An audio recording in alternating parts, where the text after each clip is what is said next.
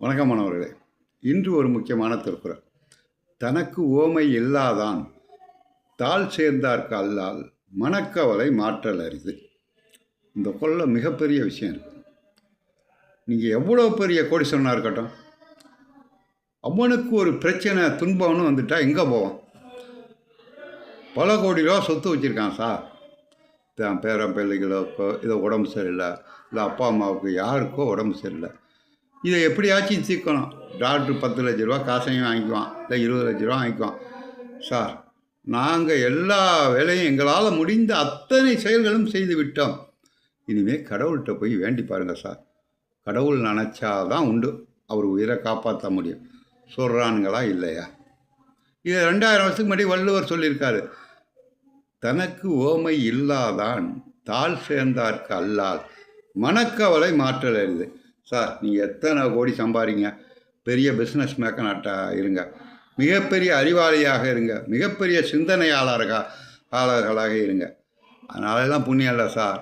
உனக்குன்னு ஒரு துன்பம் வந்துட்டா நீ என்ன செய்வ? யாருக்கிட்ட போய் கேட்ப? உன்கிட்ட கோடி கணக்கில் பணம் இருந்தாலும் அந்த துன்பத்தை தீர்க்க முடியாது. ஒரு எக்ஸாம்பிள் சொல்கிறேன். தன் உடல் பிறந்த நெருங்கிய சந்தோஷம் யாரோ காரில் போகிறான், அடிபட்டு காலில் அடிபடுது, உடனே ஐசி வார்டில் வைப்பானுங்க, அதை போடு இதை போடு இதை போடு. இவன்கிட்ட கோடிக்கணக்கில் சார் என்ன செலவானாலும் சரி, 50 லட்ச ரூபா செலவு பண்ணாலும் என் பிள்ளைய காப்பாற்றணும் அப்படின்னு சொல்லுவோம். எல்லாம் முடிஞ்சிட்டு டாக்டர் சார், எங்களால் முடிஞ்ச இதையெல்லாம் செஞ்சிட்டோம், ப்ரெஷர் கொஞ்சம் ஜாஸ்தியாக இருக்குது, அது குறைஞ்சா அவரை காப்பாற்றிடலாம், ஏதோ ஒரு காரணத்தை சொல்லுவான் டாக்டர்.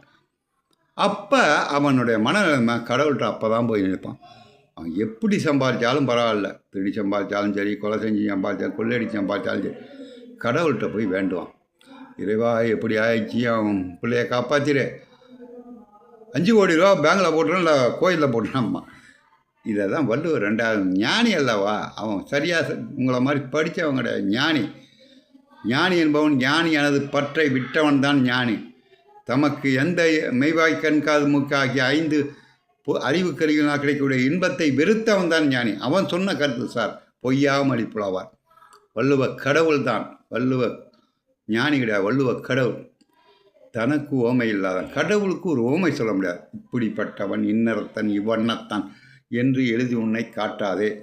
யாதையும் உதாரணமாக ஓமையாக கடவுளுக்கு நிகராக எதையுமே சொல்ல முடியாது. அப்பேற்பட்டவன் எதையும் செய்யக்கூடிய தகுதி படைத்தவன் கடவுள்.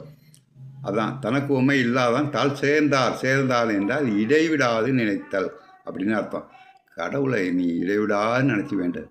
முருகா, ஏதோ ஒரு கடவுள் என்னை துன்பத்திலிருந்து துயரத்திலிருந்து போக்குன்னு வேண்டும், அவனை தவிர எவனாலும் தீர்க்க முடியாது. இதுதான் இந்த குறளுக்கு விளக்கம். நன்றி மாணவர்.